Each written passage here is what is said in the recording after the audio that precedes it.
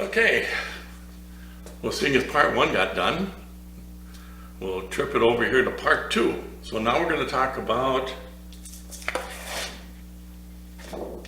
this type of trike, which is commonly called a tadpole or reverse trike. I like to use wheels forward, wheels back. I don't like the reverse trike because it makes it sound like this is backwards, but technically putting the wheels on the back is backwards because this makes more sense, and we'll go through that now. So the history on this kind of one, or this kind of trike, is kind of a spin-off. You know, you see people building something, and the most common thing for people to do is take an idea that's being done and change it, do some improvements, and then remarket it as a new improved version of that. You know, it's like the mousetrap. Everybody's always trying to build a better mousetrap. That one they have not done well on that one, but I mean, that's real common. I mean, people invent things and then other people improve them. And you know, there's limits to what a patent can do, and a lot of it has to do with the way the patent is written. But still, I mean, if you build a trike with the wheels in the back and someone says, well, I think it would be better to put them in the front. Well, that certainly doesn't violate any patents. There's no, unless somebody else has a patent on that design, you're the first one at it, well, you go ahead and do it. Well, for the last 100 years or so, there's been people doing the front conversions or front design, but it's mainly onesie and twosies, you know, people doing it as a hobby, that kind of stuff. And it really didn't get to be a real serious thing. Well, it started to be with like the T-Rex and some of those, which are basically autocycles. They started to bring to the surface, and Elio and, you know, some of those, which are actually cars that are three-wheel, started to bring the design idea ahead, that maybe putting the wheels in the front was a better idea, because now you have this vehicle that is three-wheeled under the same umbrella as automotive four-wheel vehicles, where you have to have all the safety equipment, the seat belts and all that, because it still was classified as a motorcycle, which technically you had to wear helmets and, you know, in helmet states. Well, now they've changed a lot of that, where they call them autocycles, which means you're kind of in the limbo room between a car and a motorcycle, and kind of all the rules are thrown out. You don't need a helmet, you don't need seat belts. So they kind of changed the description just to fit that need. So they've been doing this off and on for years. But when Can-Am came out, is when things really started to change. And there was a lot of resistance at first because it was different, and a third of the people didn't like it. I think we talked about that in part one. But now they're getting more and more popular. And, you know, I came up with the design for my conversion 14 years ago. So I was the first one to market it, and I was also the first one to put a patent on this type of build. But that was a direct spin-off of Can-Am, because I could see what they're doing, and I could see that this is the right way to do it. Put the wheels in the front, you can tune the steering so that they handle correctly. You certainly have a lot better ride, because they're all double wishbone suspension. That's most common. And you know, so now you've got the stability thing. So what happens when you take a wheels forward trike? Where is your footprint? Well, it's still in between here, because the center of mass is in the center of the triangle. But what happens when you hit the brakes? And all of a sudden you have a weight shift to the front. Now instead of 3 feet wide, you're 5 or 6 feet wide. Well, I shouldn't say 6, I should say 4 or 5, because most trikes are 5 feet or in that area. But that's what happens in that type of scenario. And if you're making a turn, what happens? Well, now your weight shift is over to one wheel or the other. It's still actually making the vehicle more stable. Where going this way, you have stability of reduction. Under the same thing, you get the opposite reaction. The other thing a front wheel trike will do in a corner, if you hit something slippery, is the understeer. Understeer is easy to recover from in general. All you have to do is stop doing whatever you're doing. If you're going too fast, you slow down. If you're turning, you straighten out. If you're braking, stop braking. That's how you recover from understeer. When it comes to crashing, there's a racing theory on this. If it oversteers, you will crash into something you can't see because you're going backwards. If it understeers, you'll crash into it head on. So at least you see what's coming. Kind of a bad analogy, but it's kind of true. So they do understeer, but the stability is vastly improved. And like I say, worst case scenarios in a panic situation, the stability actually increases. If you Google, trike rollovers, trike crashes, mainly rollovers, you'll see back wheel trikes that have rolled over. You won't see front wheel trikes. You'll see crashes where somebody pulls out in front of them or they hit something, but you don't see them roll over. It's extremely hard to actually make one roll over. I suppose you'd have to go backwards real fast would be the best way to do it.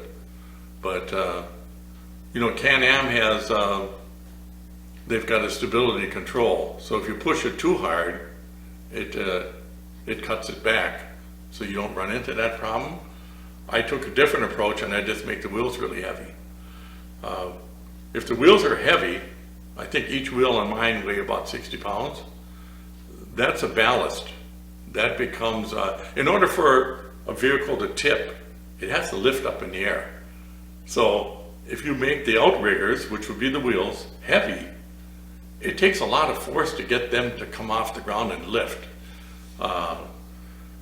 Like I say, I've actually had mine where the front end gets loose because it's starting to lose traction, but the wheels are still on the ground. That's the big advantage to the reverse trike, is they are vastly more stable. Plus you don't run into the, now you have a vehicle that is actually designed for steering. So the steering is actually very linear, it's tunable, it's standard automotive. If you think it's the wrong way to do things, well then every auto manufacturer since time began is doing it wrong. What you're saying is all cars are built wrong because they steer with the front that is set up with the double wishbone, coilover shock set up, anti-sway bar, that scenario. That's standard logic. And in the United States, just to list a few, here are all the autocycles. I'm talking cars. And now remember, there's no back wheel, single front wheel cars in the United States. Here's just some of the ones in the United States. Aptera, Slingshot, Morgan, Vanderhall, Aeromoto, Solo, Elio, T-Rex, Invader, Ninja, Scorpion, and there's more. I could list 100. There's gobs of them. And a lot of people are building their own.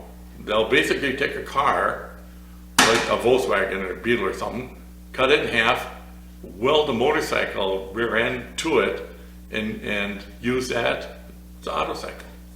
But the wheels are in the front. The steering wheels are in the front. Or the wheels that steer, I should say. So that's a lot of it right there. I mean, that's it in a nutshell. Why, when you think about it logically, and I'm not talking looks, if you don't like the looks or anything like that, just look at the logic. Why would you not do it this way? It just doesn't make sense to me. But, that's the way I think. The other thing that between the two, the one thing about the back wheel conversions is going down the road straight. There they have a little advantage. They tend to be more stable and they'll tend to track better. And the reason being is the area of pressure is behind the center of gravity. So what I'm saying there, get my drawing in the right there. On this type of conversion, most of the air resistance is back here. Center of balance is right here. The center of pressure is here, and the vacuum that is created behind the trike, because they do tend to have a low pressure area behind them, which acts kind of like a parachute. So that's going to stabilize the bike when it's going straight. It's a lot like a dart. You know, you've got the weight up in front and you've got the fins in the back. So a dart tends to fly straight. Same type of scenario. So that is an advantage to this type of trike. As soon as you turn it this way, you have the area of pressure in front of the center of balance. So that makes a difference. I actually had a gentleman at an invention show back in 2014. He took one look at my trike, and the first thing he said, and I've mentioned this before, he said, "Your design is inherently unstable." And I says, "Oh, really?" And he goes, "Well, you've got the center of pressure ahead of the center of balance, and that'll cause a destabilization because of airflow. You have to consider airflow." And I got to talking to him about it, and I thought, well, that's kind of interesting. You know, I wanted to know what he was talking about. And it turned out he was Chuck Yeager's personal scientist. And he worked on the Titan II missile program and all this stuff. So he was technically a rocket scientist. And and his name was Albert Mueller. And I said, "Well, Albert, the thing is, your vehicles go 8,000 miles an hour, mine don't." And he goes, "Well, that's a good point." But he really kind of enlightened me. It was, it was one of those things that I was lucky that he came and criticized my product, because every time somebody does something like that, it makes you think, and it makes you think, what can I do to mitigate the issue? Well, the design I picked is there for a reason. Sleek, slender, open air. The grills are open on mine to let the air through, to reduce the pressure as much as possible. There's not much you can do with the wheels. You could cover them totally, which would not pass the looks test. But really, 99% of the design I have is because of aerodynamic efficiency. No trike manufacturer thinks about aerodynamics. I know they don't, because there's nothing aerodynamic about a back wheel trike. California Sidecar might, I don't know if they plan it that way, but the way their back of their trike is designed, it's got a little more of a slope to it. I would say that's got some built-in efficiencies. So kudos there. But that was kind of enlightening. And then we went on to talk, and you wanted to know, like when you drive through rain, is there a lot of mist? Is there a lot of turbulence? And I said, actually not. The water from the wheels goes directly straight back and bypasses the driver and passenger, unless you hit like a puddle. But I said, typically, the spray just goes straight back. And he said, well, then technically, he said, you have a good design.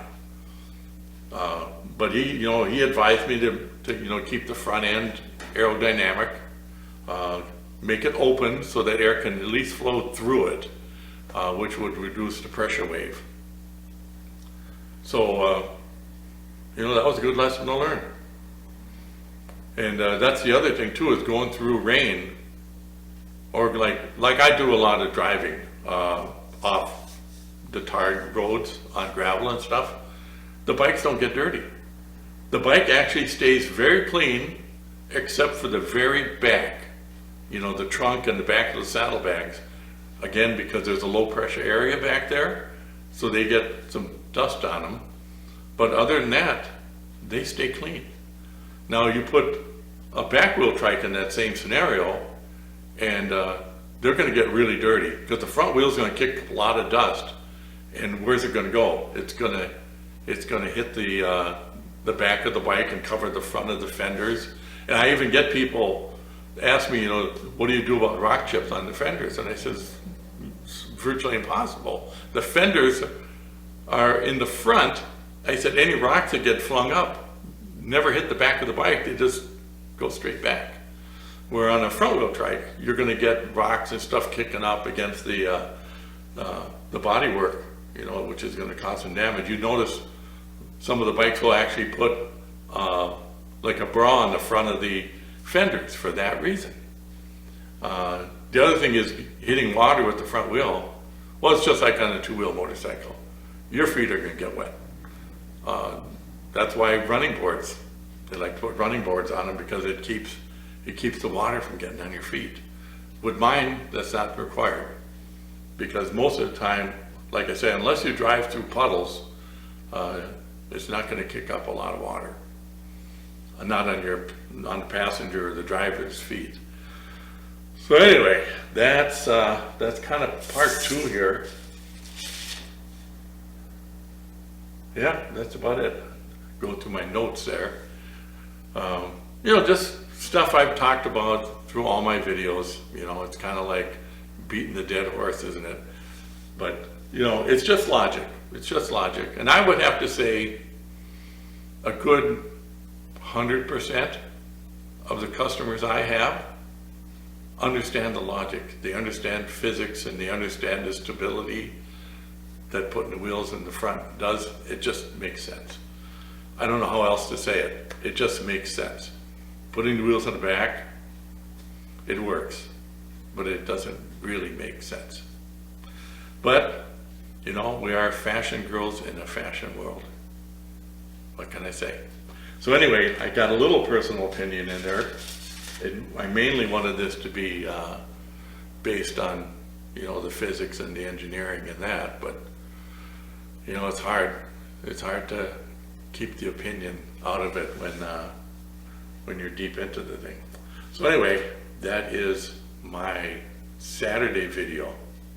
So I'm gonna cut this one off. I don't get back to not doing things for the weekend.